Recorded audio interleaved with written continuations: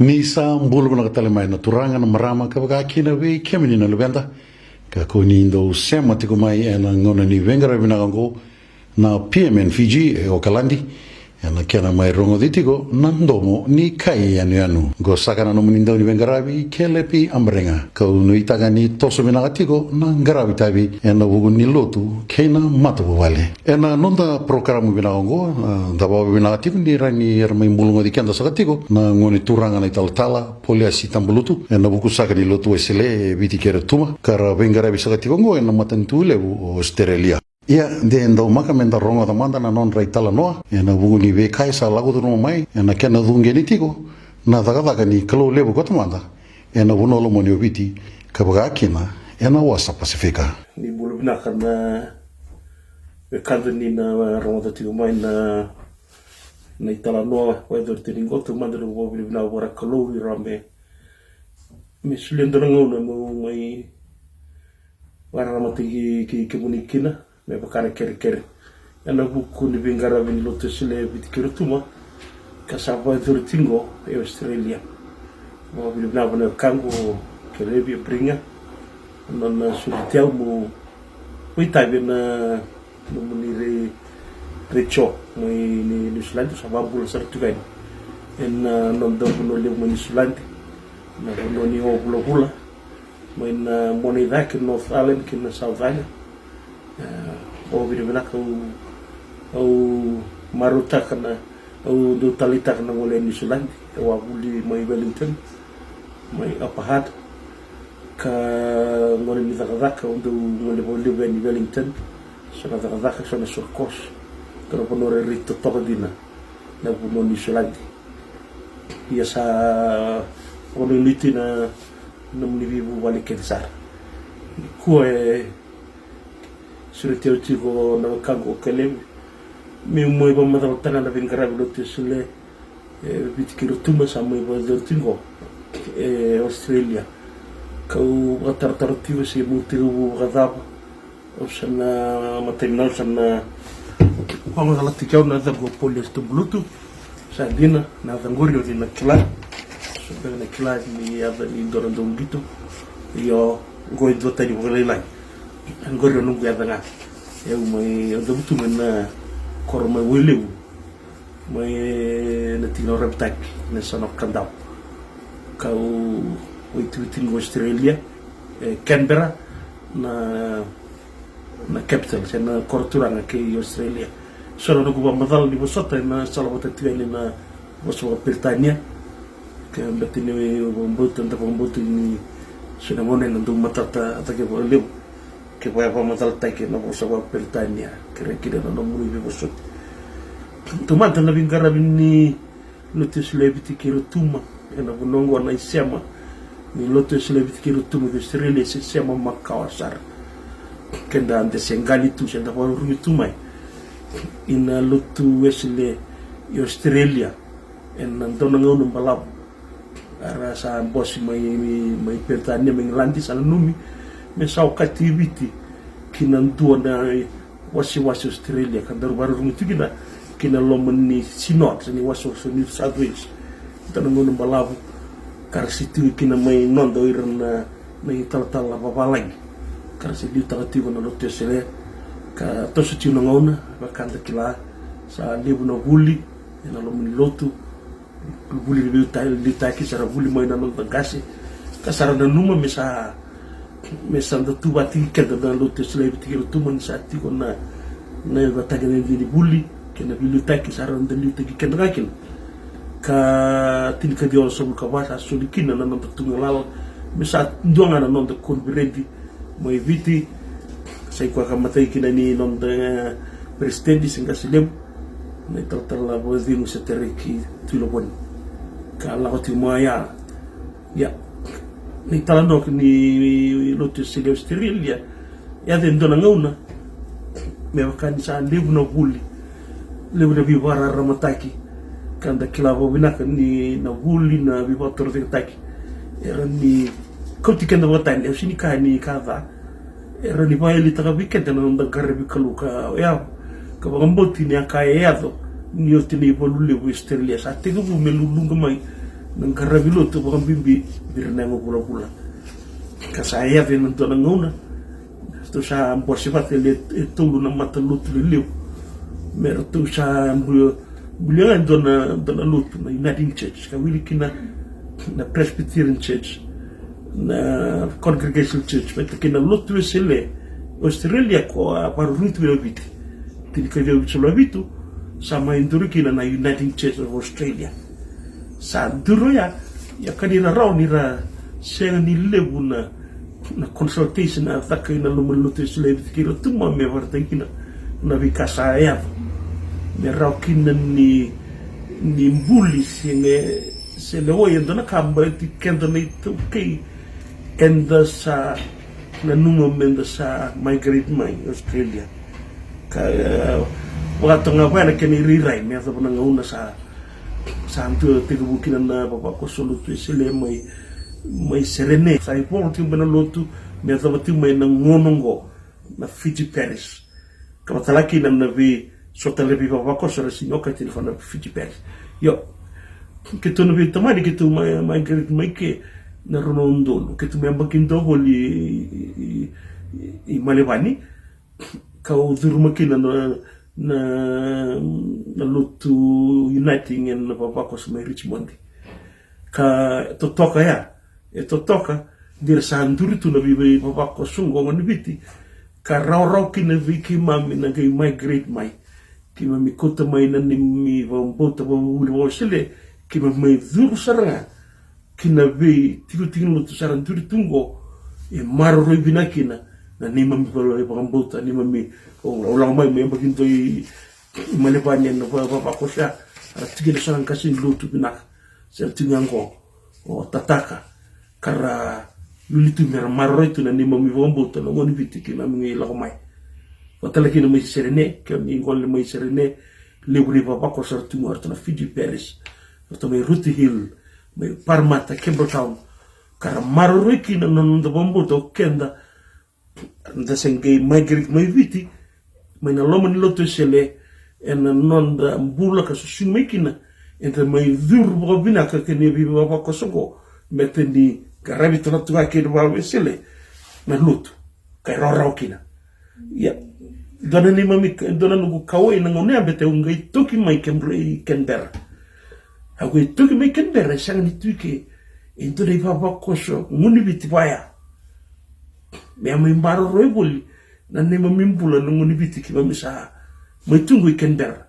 ki ba mbeka me atu Canberra dona papa koso baya ki mami lena yo amai sang ka buliti dinike ngone buliti dike dona no bital tala mai viti amai la kabuti na no koro vere ni doctorate PhD in Australian National University tala te Baliwanga o kwa historian talenga gosbulchimento William o mani tuna wani sawata bana lutu ila kai bitru tiye gaitu no kwa senga ne debira era mateni bulinga ara senga ni viru marana bi bolu tu Uniting Church babalai but in a language form of worship era ya litini kimamina mo mulmul mutu me mai na ni mami karbi kalu kim ngandre ba into buno mi kim susu kina o sanga mani tu kuna re o sanga buno ya da mai ke o sanga mai wale pona turante le chubulike do viva sugul le lewer kle ke kwa na turango sulle sindoni tutu ke le barta gina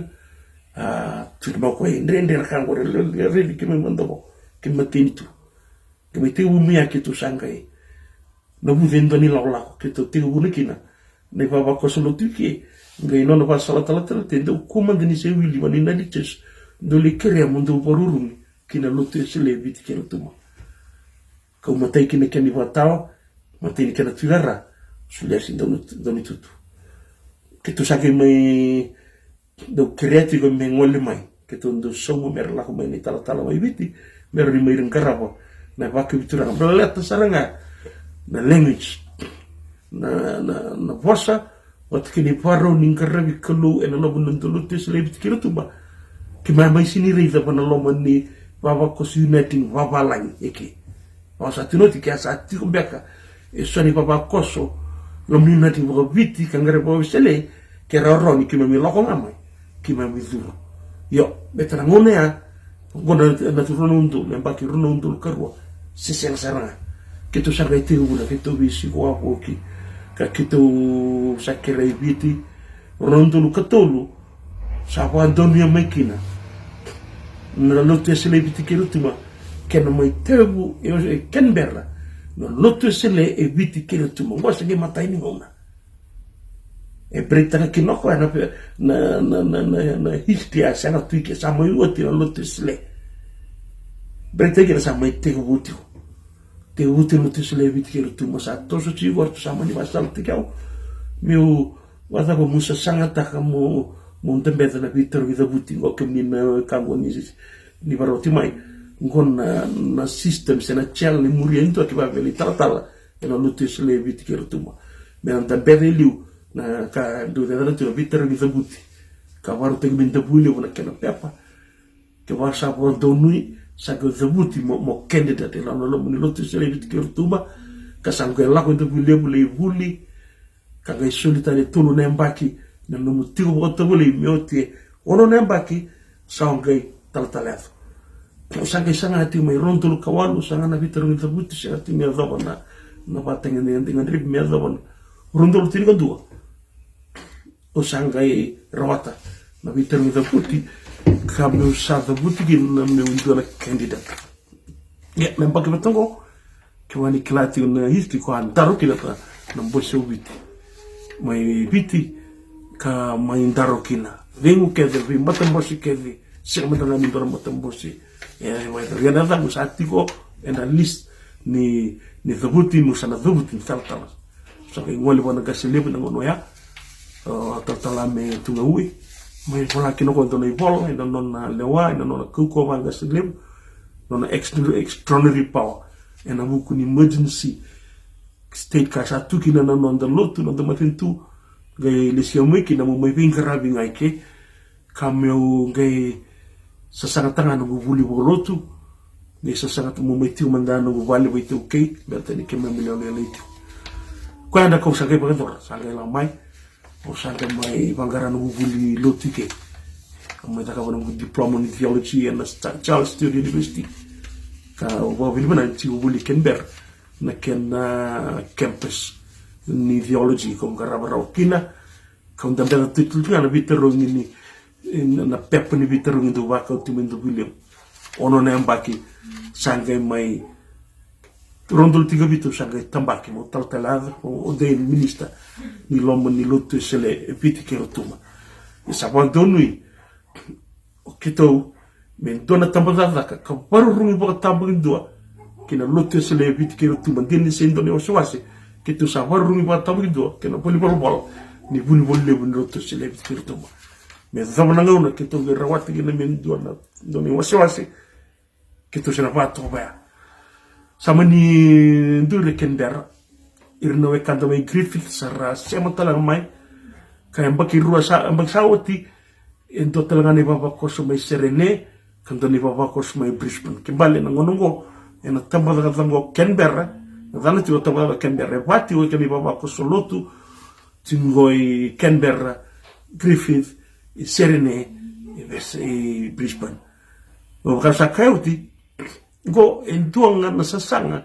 na non rapa valeta ki non rapa mbuto ira segi lako bumai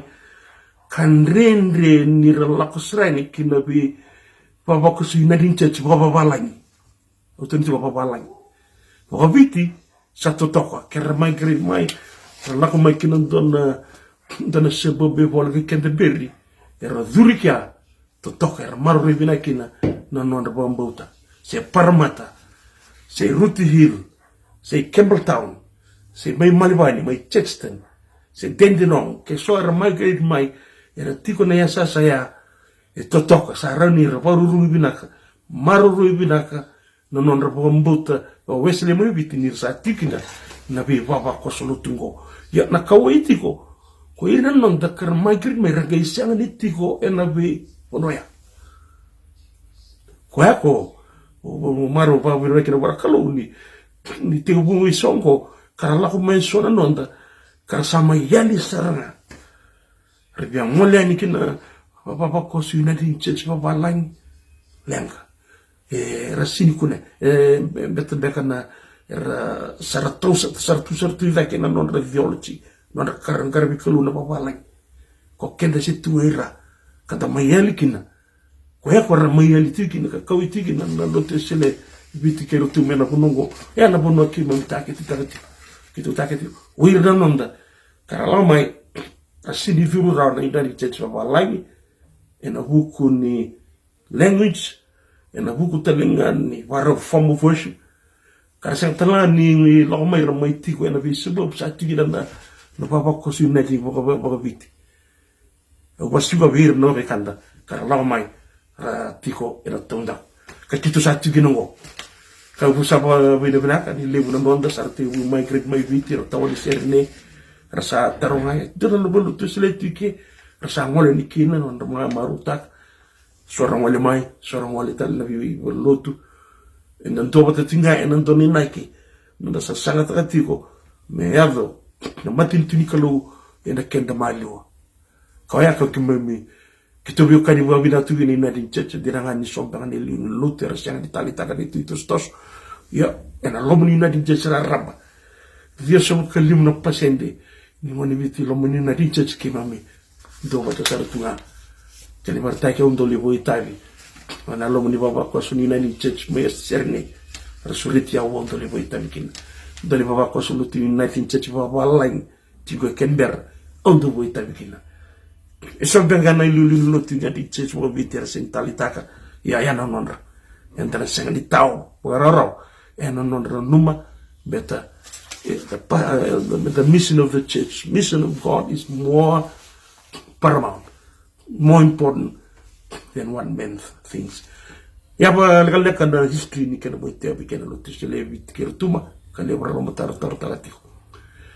Dito bingara bikesa bagi te umayana runon tolu karua sa tete mi ava mengo na runon tolu ti fantua. Ya. Ne bakanga sa ngol le tinga mai na nonta. Ka kerio kelebi mo bitala nota kana bingara bibira na Wakanda na Pacific Labor Scheme. Karena oleh mai saramai tu, ena vei city se tau ni lalai tu lalai kau tu na tu ya.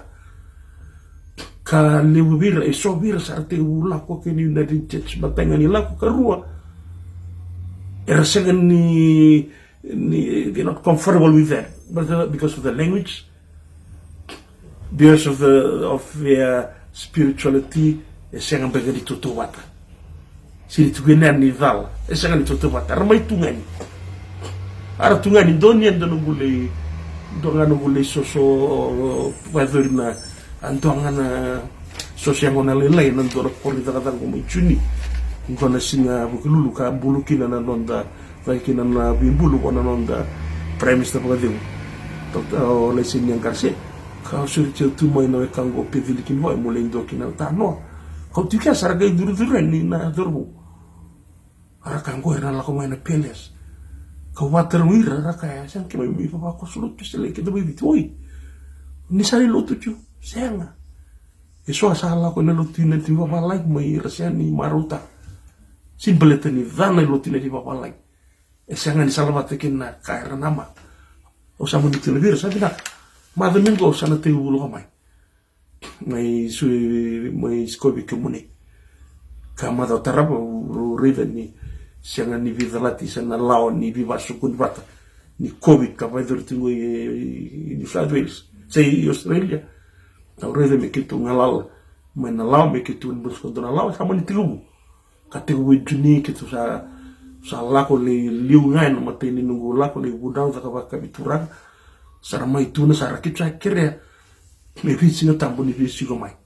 sa le visi no tambo sa release yo ndo una ni tambo na longo tibunga mai juni tara wasare waga waga do talangani chuga tutu bata talangani talano ara lot la mai lot se le ke mai viti se vio soblo presente vir lot se le sini rani turu mo lot uniting and of kuni language kena hu talangani non resi sini raven sala ni sokalo ra mai viti ro sala ni waka ka do mai walgat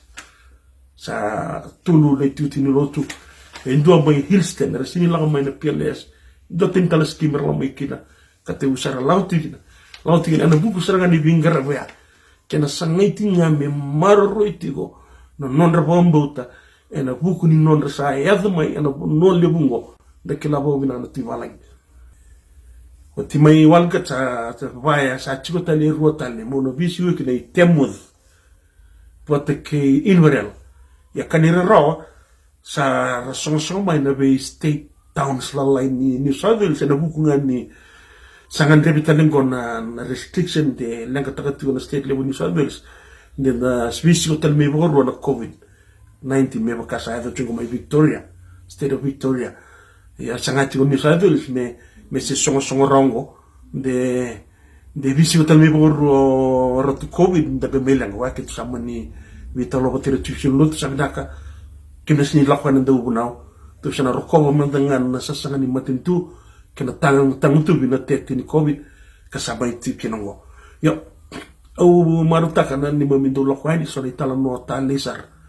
kimami ronga sa listal chimay na feedback kalibira sa maruta sa may maru italiti kena non po bauta de kela bobina no Australia se no ni solandi tu kena bi katali sure weekend na kalo na yau da zakazaka da vika ke dingo ka kenda ka senga ni karuna ka enda senga ni karuna bobina karni mai bo elita na non da bombuta klani libu na non da kanda da sava dindina taka na be city le lebu sampai yali na non karabi kalu ni sara mai male na vika sodia na buno lebu bebon abas na social totok social ni kalu na non de lavo na non da zakazaka isa non di tabi na marro na non da bombut ko ako ko maro tagati na bititi lo tingo wala ngana boyo toronto message mai walga sa tu na tal na wale una lutu sa mai tagati ke ngoki tu sa senta kan to na tubu ni sa sen waiting list mai na level 1 kina level 4 war tu ko na ngoni bititi ka sa tu ngo sa hanga ni lutu ke mai lutu go pinu tu lagi na marama na rei ni kibiti ka kimami bena katati me marro ina ngone kimila me kinike sini tugoni me mai vaya litagi ke na be kambale to say sintu ni me we not part of Australia only so no we should be an integral part of our society that we live in whether it's New Zealand Australia but we must uphold keep that faith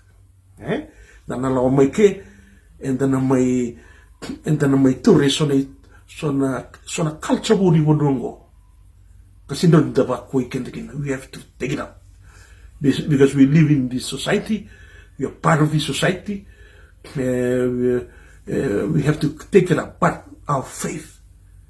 yana kaka wala bibita tu non da bombota mendeti uga yana tutu lega betana pingar blutu sile bitkirtumba kena pinggara bitalanga sa boy authority ko wira na kanta rangol mai na Pacific Labor Scheme ka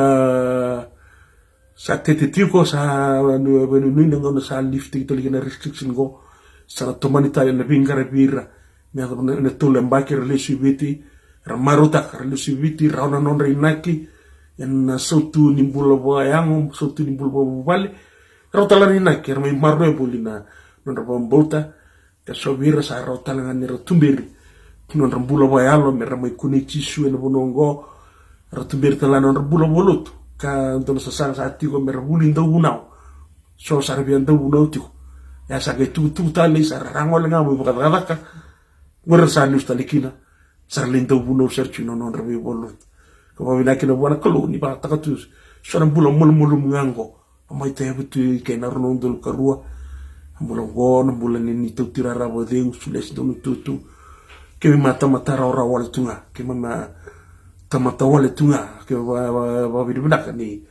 te ki mama nakolo me ke mama mbu ni ga tuni no vingara mengara bikina na no da ke no matintira kuno ke msama tikinango videla mali bosa sa ba mo de tel tigani bi ke muni na kango ti mai Australia mai New Zealand ni sota ni bula turana talangasi mai Christchurch bula bina rejil tal kemudian tal notis le bitikeru tuma kimni kenda sarna kango kimni tal tebi tambulu enda sembi zom kode okaladi bula bina kamuno sapa bula tingani kimni kenda kango mai Wellington o tamaya cho kemudian papa kos mai Tarnaki klando tu mai Wellington sono ono dua butu vina le lotu sono una sapa bula tingani manitiko ndo tiko na nugutala no leka sapati ke ala kena lebu nege mo kading tak sa baka bina tiko ba lebu na non ramai bulungo di kenda tiko na ngono binango toranga lai tal polias tumblutu na busa ni tabi ne bengarabi na uno lebu Australia kasa koto na ni memi baka ni na rauni merongo di tal nandu mumuni na ndo tal ngono mai muri na busa ni tabi lebu ni sangarabatiko na ngono turanga kena marama wakakina be kimini na luenda domu ni kai anu na wata ni vengra vinaga na pamana biti ni sa te mo de tokomanda